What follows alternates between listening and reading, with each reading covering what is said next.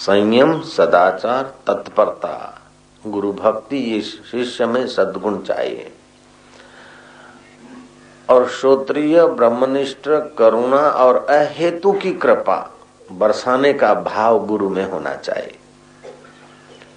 शिष्य को कहीं बुरा न लग जाए, कहीं नाराज न हो जाए, कहीं भाग न जाए, कहीं चला न जाए, उस भय से अगर गुरु जी शिष्य की रक्षा करते हैं तो या तो शिष्य महामूर्ख है या तो गुरु लोभी है। जयराम जी की शिष्य महामूर्ख होगा तो उसको नहीं डांटेंगे, जरा डांटेंगे तो भाग जाएगा, लेकिन अर्धमूर्ख होगा तो उसको डांटने में गुरु घबराएगा नहीं। महामूर्ख होगा तो बोले देखो गुरुजी ने अपमान कर दिया, इंसल्ट कर दिया, ऐसे कोई गुरु होते तो भाग जाएगा। तभी भी गुरु नहीं डांटते उसको, और एकदम बुद्धिमान है तभी भी नहीं डांटते। अर्धमूर्ख तो होगा ही, तभी तो शिष्य बना है। अगर पूरा होता तो शिष्य क्यों बनता। जयराम जी की। और अर्धमूर्ख को अर्धमूर्ख रहने दे तो गुरु का कर्तव्य क्या फिर। तो पत्थर को भगवान बनाना आसान है, क्योंकि वो इस पत्थर शिल्पी का विरोध नहीं करेगा। लेकिन इस जीव को, इस दो हाथ पैर वाले शरीर को मैं मानने वाले पुतले को ब्रह्म बनाना बड़ा कठिन।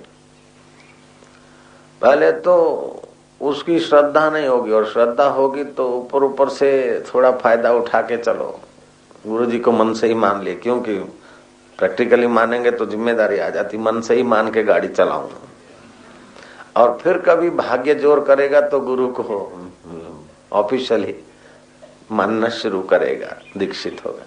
बाद में भी अपने मन के विरुद्ध या अपने मन में समझ में नहीं आएगी तो बोलेगा गुरु जी को ऐसा नहीं करना चाहिए, गुरु को ये नहीं करना चाहिए, वो नहीं कर। अब एक गुरु है, लाखों लाखों शिष्य, उनके लाखों लाखों मन है, लाखों लाखों कल्पना है, तो सोचेगा गुरु को ये करना चाहिए, वो बोलेगा वो करना चाहिए, वो चाहिए। तो ये उल्लू के पट्टे गुरुओं को अपने ढांचे में डालने के लिए भी कई लोग आते हैं।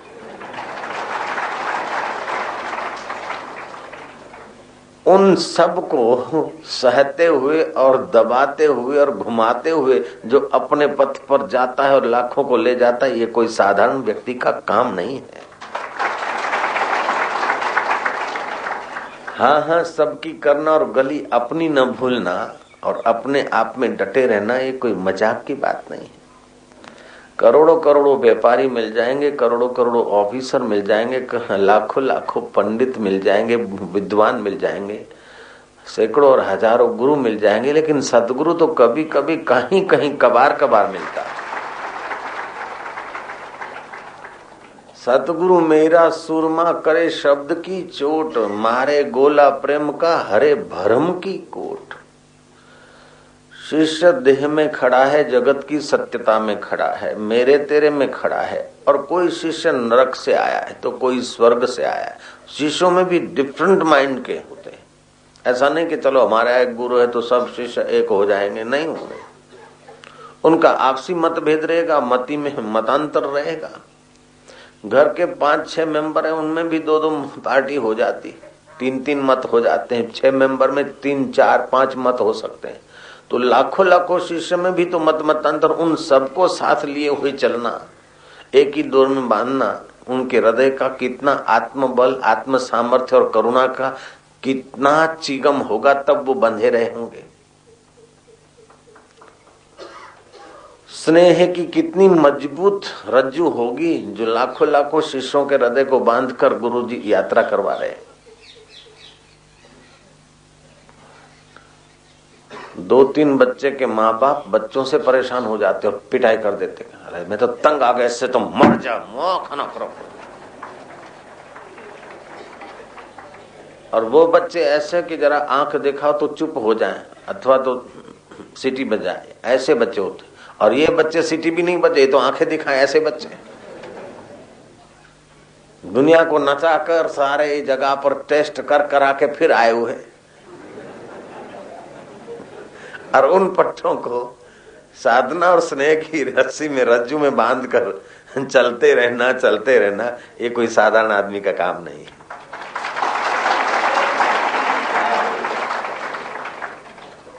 गुरु धोबी, शिष्य कपरा,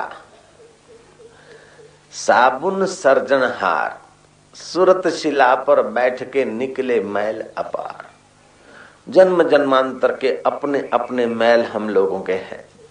किसी का सेक्सुअल मैल है तो किसी का धन के आकर्षण का मैल है, तो किसी को प्रसिद्धि का मैल है, तो किसी को कुछ मैल है, तो किसी को बहु बेटियां ठीक कराने का वासना है, तो किसी को कुछ ठीक करने का। न जाने एक एक व्यक्ति के अंदर क्या क्या डिमांड है और क्या क्या मान्यताएं है। और ऐसे एक दो व्यक्ति नहीं, एक दो सौ नहीं, एक दो हजार नहीं, लाखों लाखों लोग। और फिर भी वो लोग उस गुरु में श्रद्धा बनाए रखे तो उस गुरु की कितनी जिम्मेदारी और गुरु की कितनी ही विशालता हृदय की होगी और कितनी पहुंच होगी, कितना स्नेह से हृदय भरा होगा। गुरु के हृदय का स्नेह और करुणा न हो तो एक भी शिष्य टिक नहीं सकता, क्योंकि शिष्य अपने जीवन में जीता है। शिष्य को जो दिखता है गुरु को उससे बिल्कुल निराला दिखता है।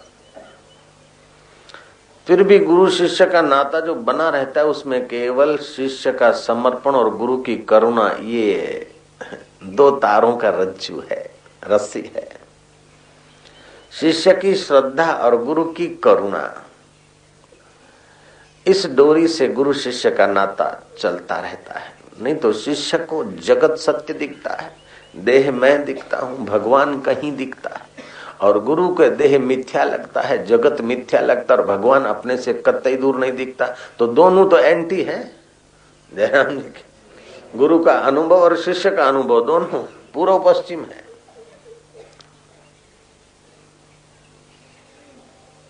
अर्जुन अपनी अपनी अकल होशियारी मार रहा है कृष्ण के आगे। कृष्ण बोलते हैं बातें तो पंडितों जैसी करता, लेकिन रो रहा है इधर मूर्ख होके। तो कभी कभी शिष्य इतनी पंडिताई मारेगा अपने मन में, अब कह नहीं सकेगा चलो कोई बात नहीं तो गुरु है, लेकिन होना ऐसा चाहिए। गुरु को क्या पता, मैं टेक्नीशियन को लेकर आऊंगा तब गुरु जी को बताऊंगा कि गुरु जी ये इसका ये काम होता है। और गुरु जी बोलेगा अच्छा अच्छा भाई हम तो नहीं जानते इसमें, ठीक है ये करो वो करो। अंदर से समझेगा कि अच्छा शिष्य जी तू अपना टेक्नीशियन ला वो ला वो ला, लेकिन गुरु की जो सहज संकेत की वाणी उसकी तूने कीमत नहीं की। अभी तू बच्चा है, अभी तेरे को छोटा साधन देंगे। जो जो वो शिष्य भीतर से समर्पित होता जाएगा त्यों त्यों गुरु कृपा विशेष रूप से उसके हृदय का पोजीशन लेती जाएगी।